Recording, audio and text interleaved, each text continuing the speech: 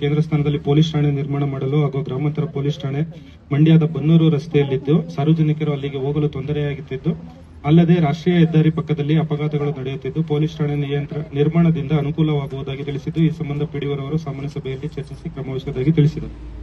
ಯಾರಿದ್ದಾರೆ ಏನು ಅನ್ನೋದ್ರ ಬಗ್ಗೆ ಮಾಹಿತಿ ಗೊತ್ತಿಲ್ಲ. ಅದ್ರ ಬಗ್ಗೆ ಸ್ವಲ್ಪ ಮಾತಾಡಕ್ಕೆ ಹೇಳಿ ಸರ್. ಹೆಂಗೆ ಅಂತಂದ್ರೆ ಈಗ ಹೆಂಗಾಗಿದೆ ಅಂದ್ರೆ ಎಲ್ಲಾ ಈಗ ಚಿಲ್ಲರೆ ಅಂಗಡಿಗಳೆಲ್ಲ ಹೆಂಗಾಗ್ಬಿಟ್ಟಿದೆ ಅಂತಂದ್ರೆ ಬಾರ್ಗಳಾಗ್ಬಿಟ್ಟಿದೆ ನಮ್ಮ ಬೂದ್ನೂರಲ್ಲಿ.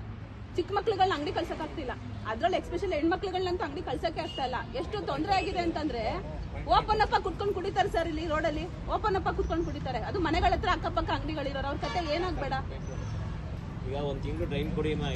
ಸರ್ ಒಂದು ಗ್ರಾಮ ಸಭೆನೂ ನಾವ್ ಹೇಳಿದ್ವಿ, ಹೆಣ್ಣು ಮಕ್ಳು ಚಿಕ್ಕ ಮಕ್ಳು ಅಂಗಡಿಗೆ ಹೋಗಂಗಿಲ್ಲ, ಶಾಲಾ ಕಾಲೇಜಿಂದ ಬರಂಗಿಲ್ಲ.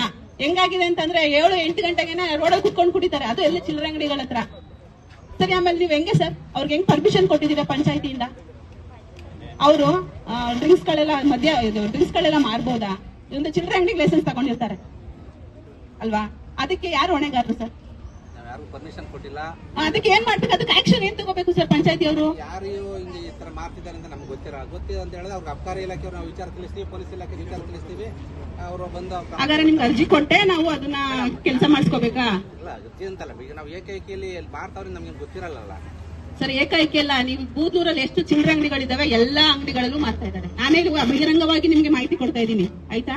ಎಲ್ಲಾ ಅಂಗಡಿಗಳಲ್ಲೂ ಹೋಗಿ ನಿಮ್ಗೆ ಎಲ್ಲಾರ ಮನೆಗಳಲ್ಲಿ ಯಾವ ಚಿಲ್ಲರೆ ಅಂಗಡಿ ಇಟ್ಟಿದ್ದಾರೆ ಎಲ್ಲರ ಮನೆಯಲ್ಲೂ ನೋಡಿ, ಎಲ್ಲಾರ ಮನೆಗಳಲ್ಲೂ ಇದೆ. ಅದು ಪ್ಯಾಕೆಟ್ ಗಳು ಹೆಂಗಾಗಿದೆ ಅಂದ್ರೆ ಮಕ್ಕಳು ಕುರ್ಕುರೆ ಲೇಸ್ ತಿನ್ ಬಿಸಾಕ್ತಾರಲ್ಲ, ಆ ತರ ಬೀದಿ ಬದಿ ಬಿಸಾಕ್ತಾ ಇದ್ದಾರೆ ಜನಗಳು.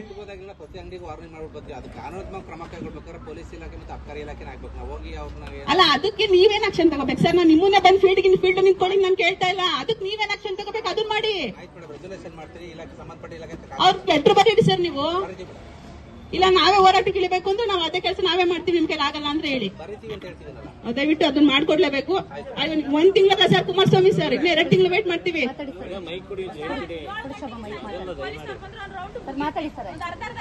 ಮೇಡಮ್, ಈಗ ಮಾನ್ಯ ಹೊಸ ಸಿಎಂ ಅವರು ಸ್ಟ್ರಿಕ್ಟ್ ಆಗಿ ಆರ್ಡರ್ ಮಾಡಿದ್ದಾರೆ.